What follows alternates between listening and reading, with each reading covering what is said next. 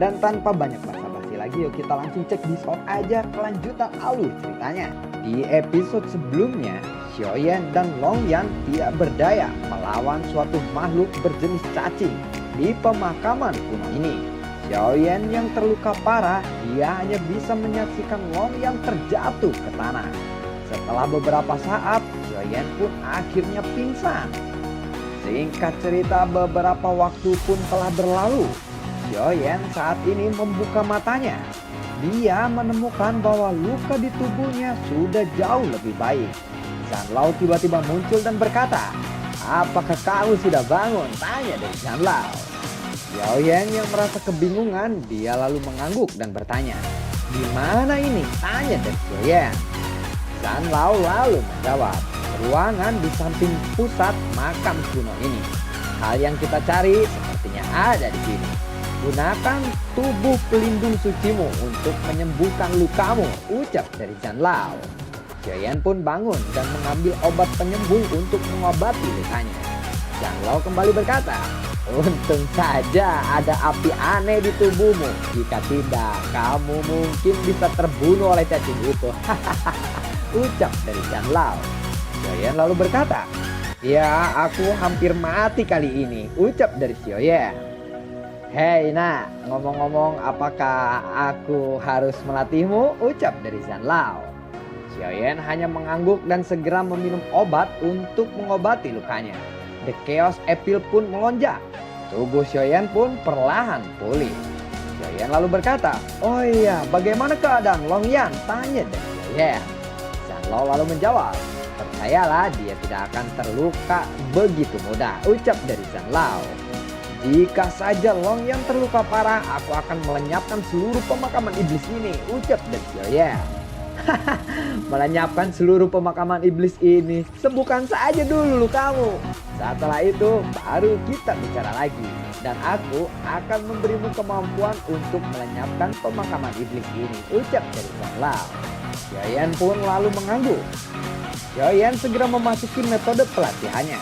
Kekuatan langit dan bumi dengan cepat berkumpul di sekitaran Xiaoyan. Luka di tubuh Xiaoyan pun dengan cepat terobati. Sementara itu, di pinggiran kuburan iblis saat ini sangatlah kacau. Kekacauan ini sepenuhnya disebabkan oleh Xiaoyan. Ada dua ras utama di pinggiran pemakaman iblis, yaitu klan iblis ular dan klan Drake.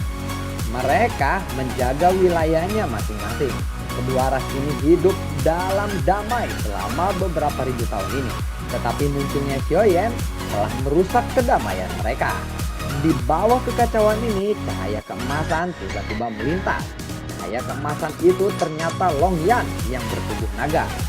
Longyan yang telah memanfaatkan kekacauan ini dan dia dengan cepat membunuh beberapa dari kedua ras itu. Di saat Longyan membunuh beberapa orang dari kedua ras itu, sosok melayang di atas langit. Sosok itu lalu berkata, "Dengarkan semuanya, tangkap orang itu," ucap dari sosok itu. Sosok itu adalah cacing darah hijau yang melawan Xiaoyan sebelumnya. Longyan mengerti situasinya saat ini. Dia pun segera melesat dan menghilang. Di sisi lain, Xiaoyan yang sedang menyembuhkan tubuhnya, waktu perlahan berlalu. Setelah beberapa hari, Xiaoyan pun perlahan membuka matanya. Zanlao perlahan muncul dan berkata, "Sekarang kamu sudah pulih. Sepertinya lebih baik ayo kita pergi," ucap dari Zanlao. Setelah itu, Zanlao pun kembali ke menara. Xiaoyan lalu mengangguk. Xiaoyan pun segera pergi dari sana. Setelah beberapa saat, Xiaoyan telah mencapai kedalaman ruang merah. Sosok berwarna darah muncul di depan Xiaoyan. Ada 4 rantai besi merah di anggota badannya. Dan ada 4 batu besar di bagian atas rantai itu. Xiaoyan dengan hati-hati melihat sosok di depannya itu. Dan Zanlao pun akhirnya keluar dari menara lagi. Itu adalah roh jahat buatan yang gagal.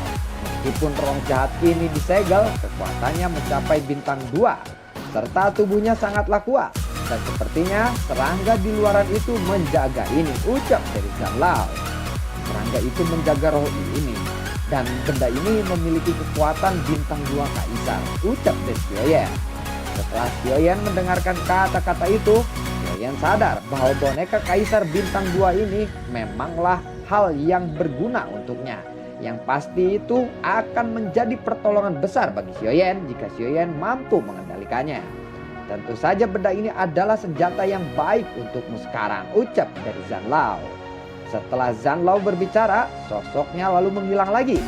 Sosok Xiaoyan pun melintas dan dia sudah berada di depan roh jahat itu. "Brengsek, ayo kita bertarung," teriak dari Xiaoyan. Xiaoyan lalu membuat segel dan seberkas cahaya menghantam roh itu. Buah!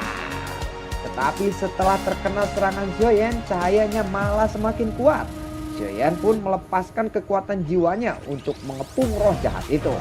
Kemudian tangannya membentuk segel, lalu sebuah energi cairan muncul dan dengan cepat mengikat roh jahat itu. Setelah melihat bahwa roh jahat itu sudah tidak berdaya, Xiaoyan akhirnya menanamkan jejak jiwa kepada roh itu. Dan pada saat Xiaoyan menanamkan jejak jiwa, roh jahat itu tiba-tiba membuka matanya. Mata merah roh jahat itu tidak memiliki ekspresi. Setelah dia rasa telah berhasil mengendalikan roh ini, Xiaoyan memasukkan dia ke dalam cincin penyimpanannya. Karena darah roh jahat ini terlalu kuat, jadi Xiaoyan belum bisa untuk mengendalikan roh jahat ini. Jika dia mengendalikannya sekarang, kemungkinan dialah yang akan dimakan oleh roh jahat itu. Setelah itu, Xiaoyan menghabiskan waktunya untuk memulihkan diri. Tidak butuh banyak waktu untuk pulih kali ini. Xiaoyan lalu berdiri dan tatapannya melihat ke dalam ruangan di sana. Menurut Zanlao, roh jahat ini hanyalah keuntungan yang tidak disengaja. Hal-hal baik yang lainnya sebenarnya masih ada di dalam sana. Setelah Xiaoyan pergi beberapa saat, dia telah bergerak jauh menuju ruangan yang dalam dan sebuah bangunan besar pun memancarkan cahaya emas muncul di mata Xiaoyan. Bangunan ini memancarkan sejenis energi yang aneh. Kemudian Zanlao pun muncul kembali. Hahaha, ini adalah hal pertama yang harus kamu temukan. Akhirnya kamu bisa sampai di sini. Benda ini bisa membuatmu menyerap roh-roh jahat di sini, ucap dari Zanlao. Xiaoyan yang mendengar itu, dia lalu berkata, "Benarkah itu?" Tanya dari Xiaoyan. "Iya, benda ini memiliki keunikannya sendiri. Bangunan di sini disebut Musa Lingmu yang bisa menghilangkan faktor kekerasan dalam roh jahat itu. Musa Lingmu adalah sejenis kuburan yang hanya muncul di tempat pemakaman di mana banyak iblis dikuburkan di sana. Di dalam darah iblis yang mati itu memiliki energi yang sama kayaknya." Setelah mendengar itu, Xiaoyan pun ingin langsung bergegas terbang ke arah Musa Lingmu itu. "Tunggu dulu, mungkin ada sesuatu yang menjaga tempat ini. Jika ada, dengan kekuatanmu saat ini, kamu tidak akan bisa untuk menandinginya sama sekali," ucap dari Zanlao. "Lalu bagaimana? Apa yang harus kita lakukan?" tanya dari Xiaoyan. Zanlao lalu menjawab, "Hei, gunakan roh jahat yang baru saja kamu dapatkan tadi," ucap dari Zanlao. Xiaoyan lalu mengangguk dan dengan lambaian tangannya, bayangan darah lalu muncul. Roh jahat yang menyeret keempat rantai besar di anggota tubuhnya itu memancarkan niat membunuh yang sangat kuat. Zanlao lalu berkata, "Benda ini sangatlah bermanfaat bukan? Apalagi kalau kamu sudah benar-benar bisa mengendalikannya," ucap dari Zanlao. Xiaoyan lalu mengangguk. Hatinya agak ragu-ragu dan roh jahat itu tiba-tiba berubah menjadi bayangan. Dan dalam sekejap roh itu bergegas ke Musofa Lingmu itu. Syuk! Buar! Tiba-tiba jin penjaga Musa Lingmu menyerang roh jahat milik Xiaoyan yang sedang melintas. Roh jahat Xiaoyan setelah terkena serangan itu terhuyung-huyung ke belakang. Sampai akhirnya dia bisa menstabilkan tubuhnya lagi. Tetapi kelihatannya roh jahat itu masih dalam keadaan baik-baik saja. Dia langsung terbang kembali menuju Musa Lingmu itu. Melihat itu, Xiaoyan lalu mengaktifkan kekuatan roh jahat itu. Sepasang bola mata dewa tiba-tiba terbuka. Tangan roh jahat itu langsung mengepal dengan erat. Setelah itu, tinjunya segera dihantamkan ke arah jin itu. Hiya, buar! Tubuh jin itu pun terpental ke belakang. Melihat itu, Zanlao tersenyum dan berkata, "Benda ini memang tidak buruk," ucap dari Zanlao. Tidak sampai di situ, roh jahat segera melesat ke arah jin itu lagi dan tanpa henti menyerangnya. Ya, aduh, buar. Pertarungan pun berakhir dengan cepat. Setelah roh jahat Xiaoyan berhasil mengalahkan jin itu, Xiaoyan pun bergegas mengumpulkan roh-roh jahat lainnya. Setelah mengumpulkan roh-roh jahat, Xiaoyan lalu melihat roh-roh jahat itu. Pesona roh jahat ajaib tampaknya memiliki daya tarik yang kuat terhadap darah jahat ajaib. Setelah pertarungan darah jahat ajaib di sekitarnya berkumpul lagi, Xiaoyan lalu mengulurkan telapak tangannya, mengubahnya menjadi telapak energi. Seperti yang diharapkan oleh Xiaoyan, tidak ada lagi bahaya pada Lingmu kali ini. Lingmu pun menyusut menjadi seukuran telapak tangan. Xiaoyan lalu melambaikan tangannya. Lingmu akhirnya terbang ke tangan Xiaoyan. Zanlao lalu berkata, "Sepertinya berjalan dengan baik. Mari kita mulai penyerapannya," ucap dari Zanlao.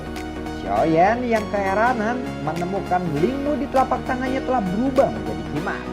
Xiaoyan lalu bergumam, "Orang yang membuat jimat ini pastilah sangat kuat," ucap dari Xiaoyan di dalam hatinya. Lalu tiba-tiba energi yang kuat memancar dari jimat itu. Xiaoyan menuangkan darah roh jahat ke jimat itu. Cahaya energi pun memancar darinya. Hal-hal jahat di dalamnya pun dibersihkan dan dirubah menjadi energi yang sangat murni. Energi murni itu pun segera melonjak keluar dari tubuh Xiaoyan. Sementara itu, Longyang yang masih terjerat pertempuran dengan klan Zerg dan klan Iblis, tiga sosok tiba-tiba muncul di langit. Tampaknya mereka adalah orang-orang terkuat dari klan Zerg dan Iblis. Satu sosok lalu berkata, "Akhirnya aku menemukanmu. Kali ini kamu tidak akan bisa lari lagi," ucap dari sosok itu. Longyang lalu menatap tajam ke arah sosok itu. Sosok itu adalah kepala dari klan Iblis Ular yang bernama Mowgli. Kekuatannya di atas Kaisar Bintang 2. Dua sosok di sebelah Mowgli adalah kepala klan Zerg dan cacing darah hijau. Orang-orang dari klan Zerg dan Iblis pun segera mengepung Longyang. Mereka lalu menyerang Longyang secara bersama-sama. Hiya! Buar! Longyang yang mendapatkan serangan begitu kuat, Longyang pun dikalahkan dengan mudah oleh ketiga ketua itu. Longyang saat ini tidak tahu bahwa Xiaoyan sebenarnya masih hidup. Dia sudah kehilangan keyakinannya dan hanya menunggu kematiannya saja. Xiaoyan sudah mati dan dia juga tidak ingin hidup lagi. Itulah yang ada di pikiran Longyang saat ini. Sementara itu di ruangan samping Xiaoyan masih menyerap energi murni. Energi murni itu sangat luar biasa. Hanya dalam beberapa hari kekuatan Xiaoyan sudah naik ke puncak tahap akhir bintang 1. Kekuatan guntur tiba-tiba berkumpul di atas Xiaoyan. Kekuatan guntur itu datang dari segala arah. Itu adalah bencana kaisar. Selama Xiaoyan bisa melewati bencana kaisar ini, Xiaoyan akan naik ke kaisar bintang 2. Melihat itu, Zanlao lalu bergumam, "Akhirnya sudah memenuhi syarat untuk naik ke bintang 2, ucap Zanlao di dalam hatinya. Mata Xiaoyan tiba-tiba terbuka, kekuatan besar lalu meledak. 4 guntur tiba-tiba meledak di keempat arah dari Xiaoyan. Ada 4 sosok besar muncul setelah guntur itu ada. Sosok itu adalah keempat setan guntur yang dihasilkan oleh bencana kaisar. Keempat setan guntur itu adalah setan Guangli, setan guntur Tuan, setan ranjau darat, dan setan guntur langit. Xiaoyan pun segera berdiri melihat mereka. Setan guntur dengan cepat melesat ke arah Xiaoyan. Buar! Xiaoyan segera membentuk segel tangan. Telapak tangan energi segera ditembakkan ke arah setan guntur itu. Ciu, buar! Petir lalu ditembakkan ke arah Xiaoyan. Bluduk, buar! Tubuh Xiaoyan terpental ke belakang. Xiaoyan menatap tangan guntur, setelah itu dia segera melesat ke arah setan guntur. Pedang berwarna-warni muncul dan segera diayunkan ke arah setan guntur itu. Buar! Setan guntur itu pun segera runtuh. Setan guntur lalu meledak. Buar! Xiaoyan terkena sedikit ledakan itu. Setelah setan guntur lenyap, Xiaoyan segera menyerang Guangli. Dededor, buar! Setan guntur dan Guangli pun telah berhasil dikalahkan Xiaoyan saat ini. Setelah itu, Xiaoyan harus mengalahkan keempat sosok itu satu persatu. Singkat cerita, 3 sosok pun berhasil dikalahkan Xiaoyan kali ini. Sisa setan ranjau saja. Sioyen segera melesat dan menghantamkan serangannya. Hiya, buar! Dan tangan setan ranjau pun patah. Sioyen segera membentuk segel tangan. Cahaya merah segera melonjak ke arah pedang konstan api Sioyen. Sioyen lalu berkata, "Yang Tuan bah!" ucap dan Sioyen. Hiya, buar!